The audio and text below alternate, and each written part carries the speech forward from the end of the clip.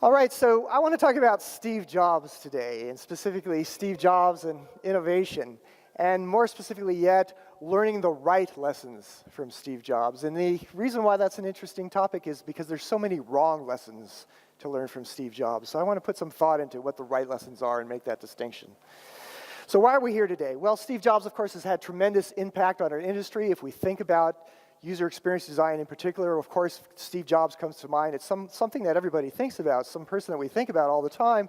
But the big surprise is that I've noticed that Steve Jobs is not nearly as influential as we might think he would be. So I do workshops and classes for a living, and one thing I've noticed is that whenever I do a workshop or class, nobody ever asks the question, what would Steve Jobs do?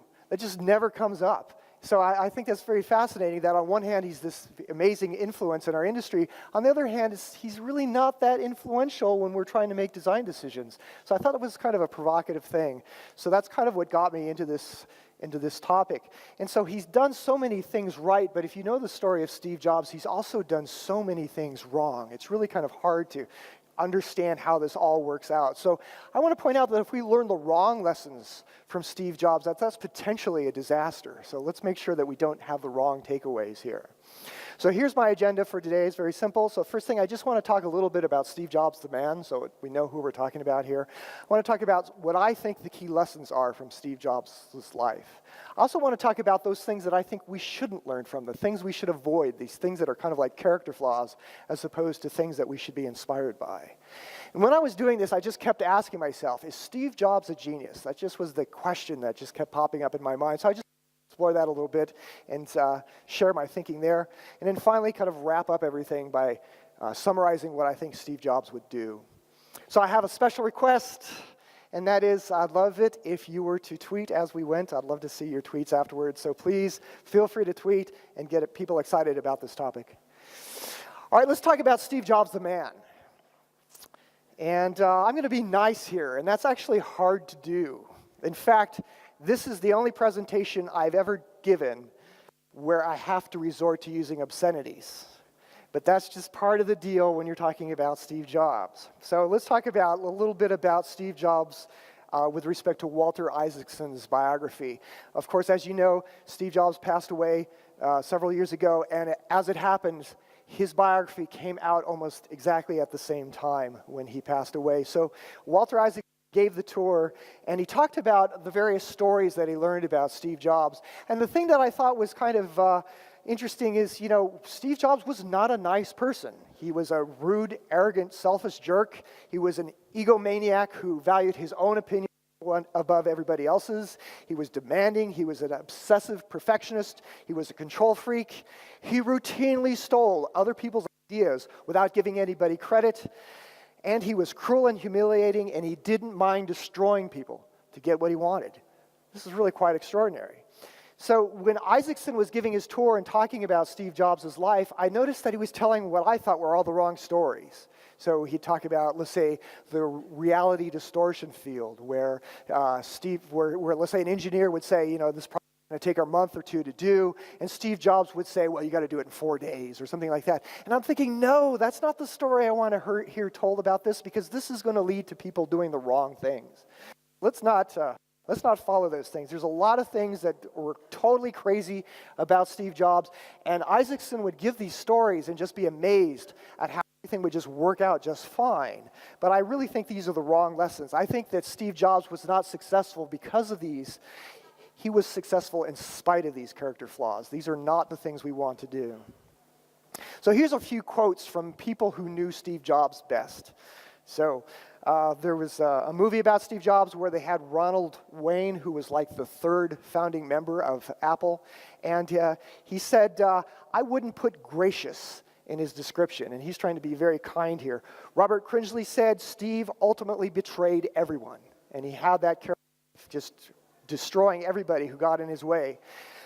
Steve Jurvetson was an Apple employee, and he talked about what he calls the hero shithead roller coaster, where at one moment you're a hero and you're like the greatest person in the world. Next moment, Steve Jobs would destroy you and make you feel like you're an idiot.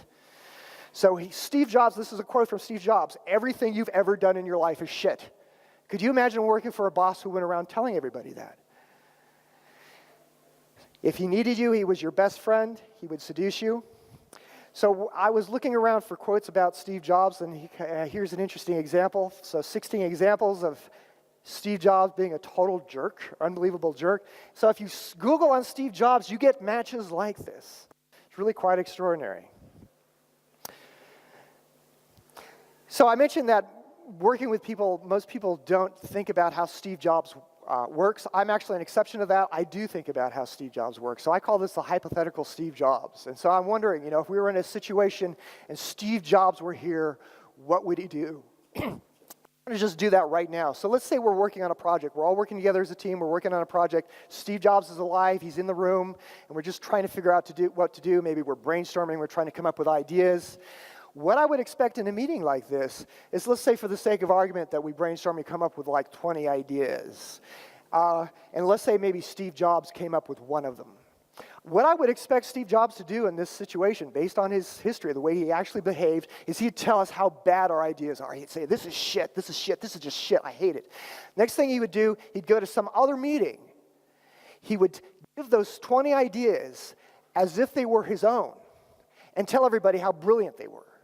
Steve Jobs did this all the time. It's really quite extraordinary that people would do this, but he did this. You think about this, it's like, what is this guy even doing? Does this make any sense at all? Why is this guy so famous if he did things like this? And the reason is, first of all, if he said they were brilliant, it was because they actually were brilliant. Steve Jobs had that amazing ability to distinguish brilliant ideas from ordinary ideas. And so if he went around later on telling everybody how brilliant these ideas were, it was because they really were. And the other thing is that one idea that he might have come up with probably would have been the best idea. It would have been the one that would make the product great, the one that we wouldn't have been able to come up with ourselves. And that's really why Steve Jobs was who he was. It was he had that ability to get teams to do their best work. All right, so here are what I think the lessons are of Steve Jobs. These are the things I'd like you to take away. So the first one that I see that Steve Jobs had is he really understood the human side of technology. He understood that it wasn't just about solving problems. It was about solving problems in a way that customers loved. And that was really the one thing that he kept seeing over and over and over again. If you look at Steve Jobs' life, that was the thing he always brought to the table, was that he understood how humans behave and how humans actually want to use the products that they use. It's not good enough just to solve a problem. People want to love the products they use.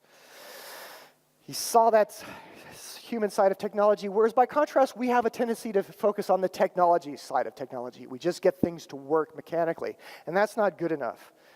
Solving problems with technology is a means to an end. It's not the end itself. It's not good enough anymore just to have a product that solves a problem. One thing I like to talk about is Apple boxes. So I've got a variety of Apple products at home, and I keep most of the boxes. Do you do the same thing? Why do we do that? Why?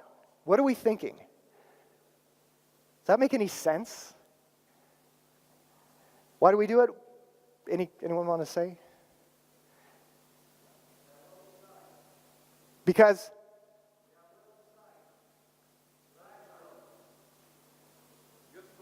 Okay, Vyacheslav, they're beautiful.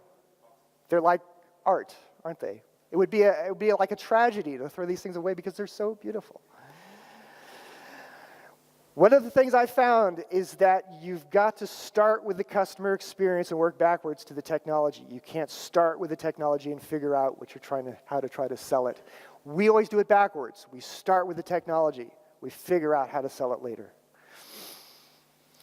So, of course, people are famous for lining up to buy Apple products. And even today, people line up to buy Apple products. In the US, I see people line up, and I'm thinking, wait a minute, I'm thinking of like harassing these people and saying, it's 2015. You don't have to wait anymore to buy Apple products. Get a life. But nevertheless, people are so excited about Apple products, they're still willing to line up in order to buy them. Look at this guy. He looks like he just won the lotto, or he won the Nobel Prize. He just bought a stupid iPhone. That's all he did, but nevertheless, everybody's applauding. It's just so wonderful that he bought this product. Is that crazy? Number 2, think different. Let's lead, not follow. And so one thing that Steve Jobs would talk about all the time is changing the world. If you don't like the world, change it. And he's willing to take the risk required to do that. And as a result, he was able to work on teams that revolutionized 4 major industries: computing, music, film, and telecommunications. These are all fundamentally different because of the work that Steve Jobs did. So if you think about some of the amazing innovations that Steve Jobs was able to have. So of course, the Apple I was all about having a pre-made computer. At that point, it was all about having kits, and you'd have to go home and build them. Apple created pre-made computers. Apple II was all about having a truly personal computer. It wasn't about a technology. It was about a computer that you could relate to on an emotional level. The Mac was a low-cost, modern GUI, had laser printing and networking built in, unlike the PC. The iMac was a simple multimedia hub, so we can do our music and our videos and enjoy other things other than computing. The iPod, of course, was a great portable music experience. And the iPhone was a great touch-based smartphone, not just a pocket PC. Of course, the iPad was something that was a larger format that made PCs unnecessary. And Pixar is interesting because people were doing the same thing Pixar was doing, but what Pixar did was use technology to tell a human story. And so if you think about what Toy Story was all about, it wasn't about toys, it was about a human experience, a human story, which is really quite extraordinary. Steve Jobs consistently did these amazing things. When I was at Microsoft, they were working on the Zune. And what I kept seeing over and over again was people trying to basically copy the iPod in a variety of different ways, trying to come up with different ways of coming up with the touch wheel. And I was thinking, well, you know, the next company that's going to be successful here is going to completely replace the touch, or the click wheel, rather, with something completely different, probably touch. The one thing I didn't realize, that was probably going to be Apple that made that change, not somebody else. Steve Jobs said, let's go invent tomorrow instead of worrying about what happened today. Number 3, let's keep it simple. So Leonardo da Vinci is famous for saying that simplicity is the ultimate sophistication. And in fact, that was originally on Apple's first marketing brochure. Apple products are famous for their simplicity. Johnny Ives especially is famous for being an industrial designer that really has a very, very simple visual style. And one thing, if you want to just predict what Apple will do in a design, you know, if something's not essential, they just get rid of it. They have basically the simplest design that does the job well. So a few examples here: single button mouse. Actually, I'd like to have more than one button, but they've always had that single button mouse because that was the simplest solution. On the iPhone, you've got that single button. Unlike Android, where you've got 3, there was no power button on the iPod, no screws in a lot of Apple devices. A friend of mine, Don Lindsay, worked at Apple. He actually went to a lot of design reviews with Steve Jobs. He told me a story of someone presenting a design to Steve Jobs that had a screw in it, and Steve Jobs fired that person on the spot. It's really quite remarkable. So I thought, well, that sounds like an interesting story, so I went to Google and searched for Steve Jobs and screw.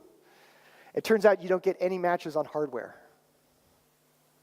You'll laugh later. All right, he's famous for simplifying the Apple product line. You know, when Scully and Emilio were there, they had a very complex product line. Nobody understood it. It takes a lot of hard work to make something simple, to truly understand the underlying challenges and come up with elegant solutions. Number 4, we have to make things easy to use. Apple products don't require documentation and training. Their users' manuals are notoriously thin or even non-existent. So let me ask you this. Is there a user manual for the iPhone, for those of you who are iPhone users? Yes? No? Anyone know? Well, there's the booklet in the box. That's actually not what I'm talking about. There is, in fact, a user's manual, but almost nobody knows where it is. If you want to find it, what you have to do is you have to go to Safari, you have to go to Bookmarks. In there already is a preset manual, link to the manual. So there is one there, but nobody needs it, nobody cares. We're not aware of it, we don't need it.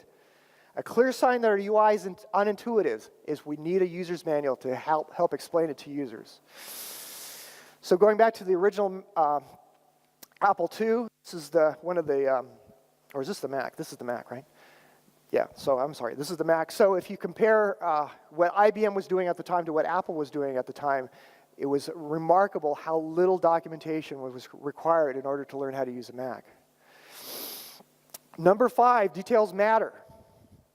So one interesting thing is when I do a workshop or class, I have people talk about products that they enjoy using. And the big surprise in these conversations is that very often people talk about the products they like, they love, because of the details. The product gets the details right, and that's really what people respond to emotionally, is a product that has the details right. We expect the big things, the obvious things to be done right, but it's that attention to detail that really makes the difference. And that's something that Apple has done extraordinarily well. So they have polish, they have that attention to detail. We've got that sense of quality that's really important to us. So some get right: language, tone, text, color, personality, performance, the way things feel in the hand. Remember the original iPod, if you were to pick it up, the way it felt in the hand, these were details that were designed in. Minor visual details as well. Details matter. It's worth waiting to get it right. Let me ask you, what is this product here? The what? It's actually the iPod, right? How do you know that?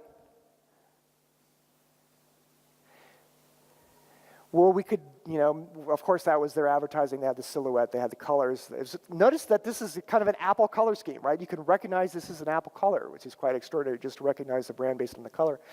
But the thing is the headphones, right? The earbuds, the fact that they're visually distinct. You can tell that someone is using an iPod based on the earbuds alone. The phone or the iPod could be in their pocket. You don't see the product, but you still know what the product is based on that. That's the kind of attention to detail that Apple has. Number 6, stay focused. So Apple famously slashed the product line when he returned to Apple the second time around by 70% on his return. He focused usually on 3 things, try to get 3 things right. So do less better, and get it right the first time. I think this is a great quote here. So Steve Jobs says that innovation comes from saying no to thousands of things to make sure that we don't get on the wrong track or try to do too much. We're always thinking about new markets we could enter, but it's only by saying no that you can concentrate on the things that are really important. It's really quite a quote. What is he saying the key to innovation is? What's the key to innovation? You have to say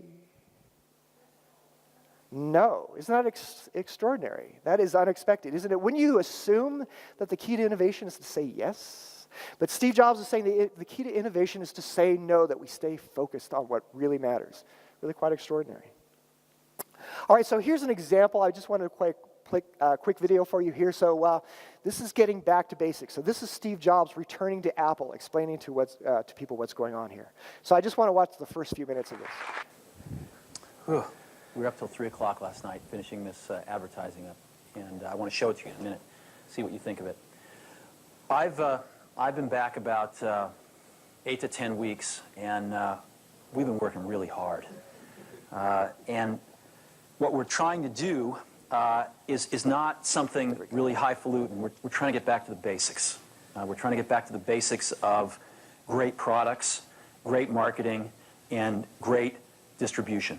And I think that Apple has pockets of greatness, but in some ways has drifted away from doing the basics really well.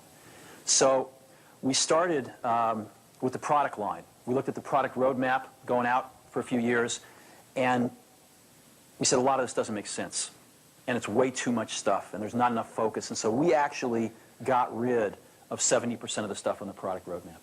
I mean, I couldn't even figure out the damn product line after a few weeks. I kept saying, well, what is this model? How does this fit? And I started talking to customers, and they couldn't figure it out either. And so you're going to see the product line get much simpler, and you're going to see the product line get much better. And there's some new stuff coming out that's incredibly nice. In addition, we've been able to focus a lot more on the 30% of the gems and add some new stuff in that is going to take us in some whole new directions. So we are incredibly excited about the products. And I think we're really thinking differently about the kinds of products we have to build.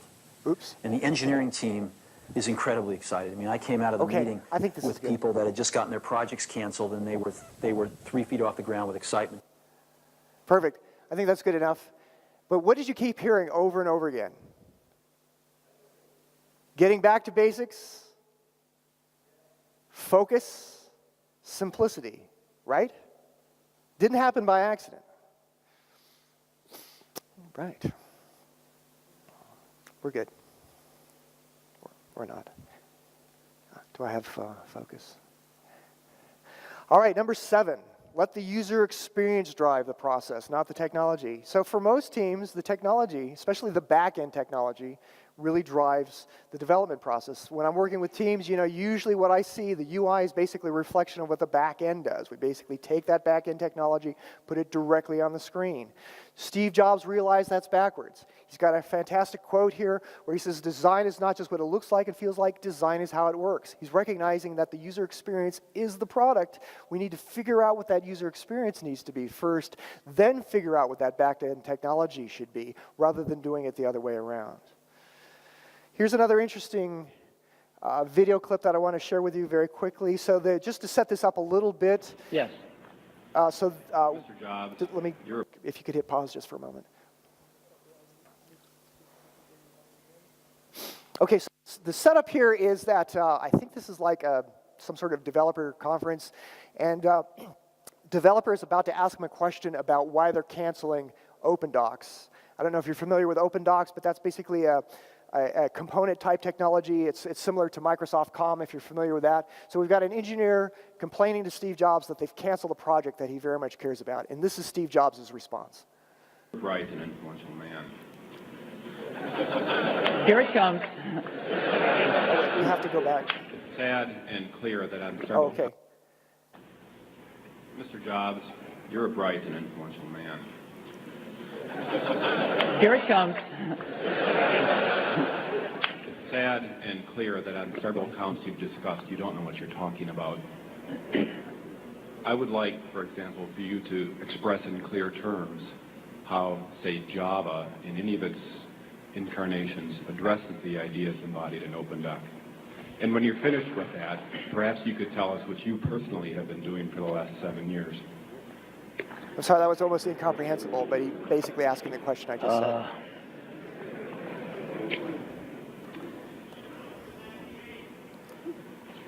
You know, you can please some of the people some of the time, but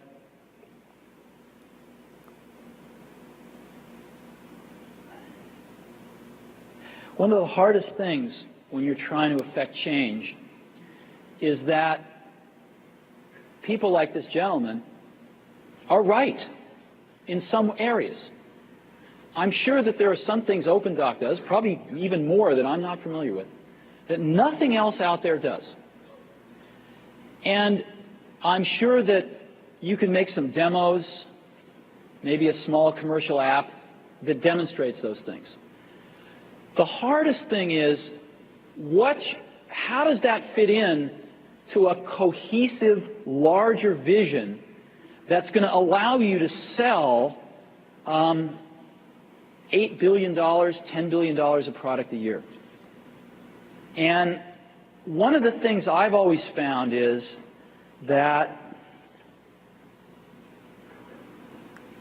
you've got to start with the customer experience and work backwards to the technology. You can't start with the technology and try to figure out where you're going to try to sell it. And I've made this mistake probably more than anybody else in this room. And I've got the scar tissue to prove it. And I know that it's the case. And as we have tried to come up with a strategy and a vision for Apple, it started with what incredible benefits can we give to the customer? Where can we take the customer? Not starting with, let's sit down with the engineers and figure out what awesome technology we have, and then how are we going to market that? And I think that's the right path to take. I remember with the laser writer, we built the world's first small laser printers, you know, and there was awesome technology in that box. We had the first Canon laser printing, cheap laser printing engine in the world, in the United States here at Apple. We had a very wonderful printer controller that we designed. We had Adobe's PostScript software in there. We had AppleTalk in there. Just awesome technology in the box. And I remember seeing the first printout come out of it. And just picking it up and looking at it and thinking, you know, we can sell this. Because you don't have to know anything about what's in that box. All we have to do is hold this up and go, do you want this? And if you can remember back to 1984 before laser printers, it was pretty startling to see that. People went. All right, so what did we just see here? What is Steve Jobs doing? He's thinking about the user experience. He's thinking about what is it going to take to get customers to go, wow, I want this, right? The engineers are thinking about the details, the technology. He doesn't think that way. Obviously, the interesting thing about this is that Steve Jobs is clearly not an engineer, right? He doesn't get the engineering details. But that doesn't matter to create a great product, does it? Focus on what people care about. Number 8, sell your ideas. So Steve Jobs' product launch salesmanship is legendary. He's fantastic at giving presentations that made people want to buy products. But one thing that's interesting about reading Isaacson's biographies, it just seems like throughout his entire career, whenever he wanted to get something done, it wasn't the case that he would do it or say, I want to do this, and everybody'd say, oh, Steve, you're brilliant, you're the CEO, of course we'll do anything you want. It didn't work that way at all. He had to constantly sell his own ideas within his own company. There was always someone in the way saying, no, you can't do that, we can't do this, we can't get this done. And he had to make sure it actually did get done. If you think about it, if Steve Jobs, of all people, had to sell his ideas as CEO in his own company, what does that say about us? We've got a great idea. Should we expect that great idea to sell itself? I don't think so. We have to sell our ideas. So I'll skip this video here because you've probably seen it already and it's a little bit on the long side, but of course this is where Steve Jobs is unveiling the iPhone for the very first time. And it really is quite extraordinary how he's able to get us to think in a certain way where we see the product and we just love it, we just want it. It's really quite extraordinary salesmanship. Number 9, hire the best people. So we want to hire the most talented, passionate people, let them do their job and hold them to be accountable. One thing that Steve Jobs talked about was he said, don't hire bozos. Don't know if that translates, if Polish speakers know what bozo is by any chance? Basically means clown, right? So don't hire clowns. If something sucks, I tell people to their face, it's my job to be honest. Of course, he's very well known for this. One bozo gets another bozo. Soon you're surrounded by bozos. I call this the bozo explosion. I just love this idea of Steve Jobs being terrified of a bozo explosion at Apple. Number 10, set high expectations. Expect insanely great work and don't be satisfied with crap. Good enough is not good enough anymore. And let's be proud of our work. Let's have work that we can have pride in. One thing I want to point out is that we ship our culture. And so when I'm working with a lot of customers, like I worked with one customer and they showed me a bug report where they had a horrible usability problem in a significant feature. And that bug was resolved as won't fixed, and they would say it was a superficial cosmetic detail. All right, we ship our culture. If we've resolved significant usability bugs as superficial cosmetic details, that's really all I need to know about your company because I know what's going to happen. You're going to ship crap, quite frankly. I've learned over the years, when you have really good people, you don't have to baby them. By expecting them to do great things, you can get them to do great things. If you don't love something, you're not going to go the extra mile, work the extra weekend, and challenge the status quo as much. Number 11, build your brand. Steve Jobs was incredibly conscious of the brand. I watched one video of him on an offsite while they were at Next, and the one thing I noticed was that he just kept thinking about the brand. What does this say about our brand? And what is this going to do about or setting people's customers' expectations about our product? So one interesting thing about Steve Jobs' story is when he came back to Apple to be CEO the second time around. So, remember he started the company with Wozniak. Eventually he hires Scully. He gets fired. He leaves the company, starts Next. During that period of time, Apple starts to lose its way. Apple is nearly in bankruptcy when Steve Jobs comes back. All right, what did he do? What was the first thing Steve Jobs did when he came back to Apple? He came up with the Think Next, or Think Different, rather, campaign. So I just want to share that very quickly with you, if we could do the last video. So there's two versions of this. There's the one that Steve Jobs read, and there's the one that Richard Dreyfuss read. We're going to play the one that Steve Jobs read.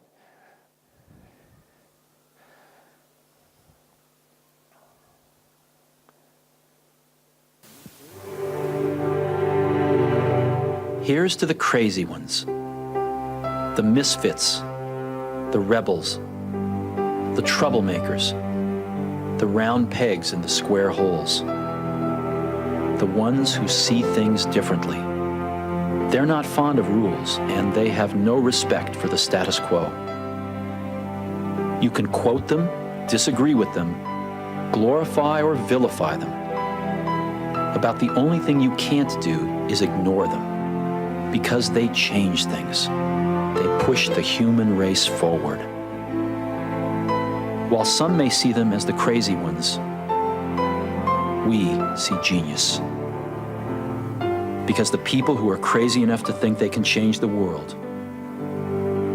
are the ones who do.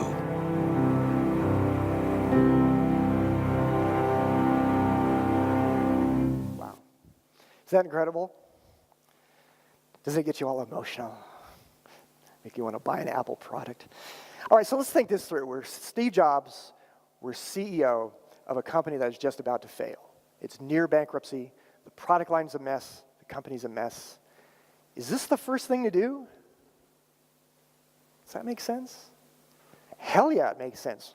What anybody else would have done is they would have reviewed the product line, they would have made the CPUs a little bit faster, they would have lowered the price, they would have added more memory, they'd tinker around with the product line and hope that would get them back in the game, and it wouldn't have worked. Nobody would care. What Steve Jobs did with this commercial, he said, hey, we're back in it now. We've got our mojo back. We're the company you thought we were. We're going to get back in the game here. We're going to think differently. It's really quite extraordinary. I can't think of anybody else in the world who would have done such a thing. It's really quite extraordinary that he did this. Number 12, value long-term loyalty over short-term profits. Create that insanely great product and expect the profits to follow. The business market is known for profitability. That's the market that Microsoft has consistently gone for. But the consumer market is more loyal. That's the one Apple has gone for. And this has worked surprisingly well, right? In fact, the reason Steve Jobs was fired from Apple in the first place, if you're familiar with that story, what he wanted to do was price the Macintosh low enough where the common person would buy it, and Scully wouldn't let him do it. If you keep your eye on profit, you're always going to skip on product. But if you focus on making really great products, the profits will follow. Where did he get this from? You're not going to learn this in any business school. He just made this up, right? You can't look at corporate America or corporate anywhere and see examples of this being done until you look at Apple. Apple was really the first company to do this and make it successful. Don't rely on focus groups. He's famous for this. He despised focus groups and user research. Nobody asked for the Mac, for the iPod, for the iPhone, or the iPad. In fact, you remember what happened, when Apple released the original iPad? Was that a result of people saying, I want giant iPhones? Right? It wasn't, was it? It was Steve Jobs recognizing that people wanted something else, wanted something bigger, something to replace desktops and tablets. All right. So he said, we built the Mac for ourselves. We were the group of people who were going to judge whether it was great or not. We weren't going to go out and do market research. A lot of times, people don't know what they want until you show it to them. All right, here's the anti-lessons. These are the things we don't want to do. So first of all, the reality distortion field. So story that's very common here. Jobs pushed Wozniak to create a game called Breakout. Woz says it would take months, but Jobs insisted that it could be done in 4 days. Wozniak thought it was impossible, but he ended up doing it anyway. So that's the story we hear, and I'm thinking, well, that's got to be bullshit. I mean, seriously, if you've got a good engineer who knows how to estimate things, if the good engineer says that it's going to take months, it's going to take months or more. It's not likely that a miracle occurred just because Steve Jobs asked for it. So what probably happened here is that Wozniak did 4 days, 4 very long days of work, but he made it look like it was that month that they were expecting.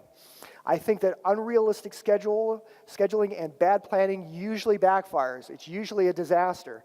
And I don't have my notes here, but a good example of this is Word for Windows. So what happened there is that Bill Gates went to the Office team and they said, we're going to create Word for Windows, and I want it to be the best word processor on the market, and I want it done in 365 days. And let me just get my notes here. So how long do you suppose it actually took? Well, the best estimates from the engineering team, the most aggressive one, was 395. According to Steve McConnell, the optimal schedule was 460.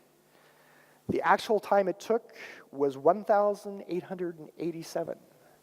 That's the reality distortion field in practice. When we have unrealistic schedules, it doesn't take less time, it takes more time, a whole lot more time.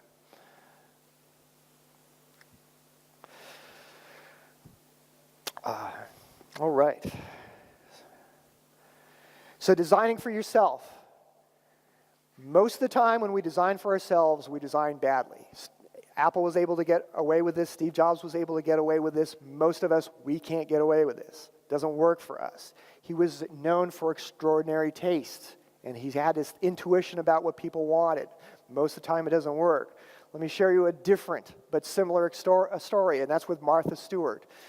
So you're probably familiar with Martha Stewart, and she also has this ability to design for herself. That's what Martha Stewart does, and she's been very, very successful with it.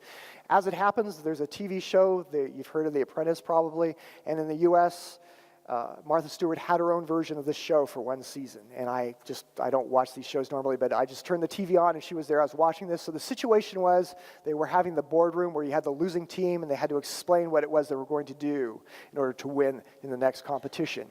So the project manager was there. She was explaining what she would do. And she said, well, you know what? I think our biggest problem was we didn't understand our target users well enough. So next time what I'm going to do is we're going to hire a market researcher. We're going to go out. We're going to understand our users better, and we're going to design better for our target users. Now, from a user experience design professional point of view, that's like the safest thing in the world you can possibly say. But believe it or not, Martha Stewart unloaded on her. She said, no, no, no. At Martha Stewart, Omnimedia, we are our customer. We don't have to hire some consultant to tell us what our customers want because we know. It's really an extraordinary anti-usability statement. It works for Steve Jobs. It works for Martha Stewart. It doesn't work for us. We can't get away with that. We have to do the research. We have to understand our users. We can't design for ourselves. An example of this at Microsoft is Windows 8. I'm not a fan of Windows 8 at all. I think it was a horrible disaster. But I think this is an example of the Windows team trying to be Steve Jobs and failing miserably. So they have, one of their principles is to win as one. And so the idea behind winning as one is they wanted the product to look like it was designed by a single person. So the idea is we're a team, we're working together, we have to make decisions the same way. So that's what win as one kind of sounds like. It's suggesting that we do is design the product to make it look like it was designed by a single person. The practical interpretation of what win as one meant was you got to agree what we're doing or get the hell out. And that's in fact what happened. They've got rid of a lot of people on the Windows team that didn't agree with Windows 8. A lot of people knew Windows 8 was going to be a disaster, and instead of being listened to, they were fired. That's not the way to do it. It doesn't work for us. We can't expect to get away with this. Next, attention to detail, OCD. So Steve Jobs had amazing attention to detail, but he took this to a ridiculous extreme. So some examples of this. He had the alignments of chips relaid out so that they would look good on the printed circuit boards, even though we couldn't see those printed circuit boards. He had the assembly robots at Next Computer repainted because he didn't like the shade of color that was used. He spent 30 minutes debating about the shade of gray to be used in the bathroom signs at Apple stores. Don't do this. This is not the kind of attention to detail that we want to have. This is completely ridiculous. I want to point out that if you look at Steve Jobs' story, the interesting thing is Steve Jobs was barely able to be Steve Jobs. This was a very hard thing for him to pull off. So if you look at early Apple history, it wasn't really about Jobs, it was about Wozniak. He was fired from his own company. If you look at Next was a total disaster, and he had complete control over Next. It's not a good example of how to manage a company. Pixar was absolutely amazing, but it was also absolutely accidental. It's not like they had this amazing strategic plan and it kind of just worked out to have this brilliant thing where they released Toy Story and had this amazing IPO. That all happened by accident, and John Lasseter was far more responsible for that than Steve Jobs was. So the interesting thing about Steve Jobs is that his life was characterized by extremely low probability events. It almost didn't happen. And so one thing that I found interesting about his biography is that if George Lucas didn't get divorced, none of it would have happened because he wouldn't have bought Pixar, they wouldn't have created Toy Story, they wouldn't have had the IPO, they wouldn't have had all the money, they wouldn't have had the credibility. He wouldn't have came back the second time around for that reason. All right, so those are the things not to do. So my question, again, the question I kept asking myself, is Steve Jobs a genius? I was just trying to figure this out, wanted to come up with an answer that I could believe. And it's very easy to come up with the no case. So if you look at his life and the things that he did, it really is this reality distortion field where he had the remarkable ability to take credit for the amazing work that other people did. He had that ability. So everybody thought it was Steve Jobs. In fact, it wasn't him. It was his team. And also, if you look at his life, look at his biography, you just choose a random page, you're going to see some things that make him look not like a genius, but like a lunatic. He was not a genius at all in his personal life. Right. Here's an interesting quote. He said, everything around you that you call life was made up by people who are no smarter than you. And I think this is a kind of a moment of frank candor on Steve Jobs' part. I think he's basically talking about himself, basically trying to tell us he's not as smart as we think he is. But let's look at the yes case. So here's what Steve Jobs profoundly understood. So first of all, you have to want a great product. That was one thing he did. What do? Well, we solve problems with technology, and we consider a great user experience optional. I'm telling you, most teams, that's the way they work. Having a great user experience is an option, a nice to have. It's not something we demand. Next thing is we actually have to do something about it. What we do, we accept the status quo. We're okay with that. We have to recognize great design. We have to be able to distinguish great design that our customers will love from ordinary design that doesn't set us apart from anybody else. What do? We solve problems based on research, process, iteration, and we depend upon those things to tell us what great design is. We don't know. And then finally, you have to keep doing something about it. It's not good enough just to have a product. You have to keep it a great product. What do? We defend our success. We focus on profits. That's what we do most of the time. So to make the yes case, is Steve Jobs a genius? Well, I'd say that, there's 7 billion people in the world today, right? 7 billion people. The thing about Steve Jobs, even though these are relatively simple things, Steve Jobs was able to do these 4 things better than anybody else in the world. And I think that's what made him the genius that he was. All right, so let's wrap this up. So here are the 8 lessons from Steve Jobs. First of all, let's understand the human side of technology. It's not just about solving problems. It's about solving problems in a way that our customers love, where we create products that people actually want to buy and use. We have to think different. We can't just accept the status quo. If we don't like something, we have to actually do something about it. We have to design products that our customers love. Technology is not the end here. It's a means to the end. It's about creating great products. We have to focus on the essentials. Get back to basics, but we also have to get those details right because they really show up in our perception of the quality of a product and how we react to it emotionally. We have to sell our ideas. Even the greatest ideas require us to sell them. We can't expect great ideas to sell themselves. We need to hire great people, set extremely high expectations, and make people responsible. We have to recognize that our brand is our greatest asset. And if we destroy our brand, we destroy our company. We have to protect our brand. And then finally, the goal is long-term loyalty, not short-term profits. Here are the wrong lessons to learn from Steve Jobs. Number 1, don't be an a-hole. It's not a requirement. Steve Jobs was terrified of a bozo explosion. I'm terrified of an a-hole explosion, where everybody goes around acting like this as if it were some sort of requirement to create great products. We can be nice. Let's be realistic. This whole reality distortion thing, I just think is bad. I don't want to hear about that. We should listen to and trust our team. They're experts. Let's let them do their job. We need to listen to our customers and do research, but we have to interpret what it means. I see people using that quote from Steve Jobs that, it's not the customer's job to know what they want, to be an excuse not to do the research, not to listen to their customers. That's a completely wrong interpretation of this. Of course, number 5, don't take all the credit. Let's share the credit with the team. The team is responsible for doing the work. Let's share it with it. Let's not pretend that we did everything ourselves. All right, let's wrap this up. So the way I like to phrase it is, you're not Steve Jobs, so don't act like him. That's not the goal here. His personality was not something to model here.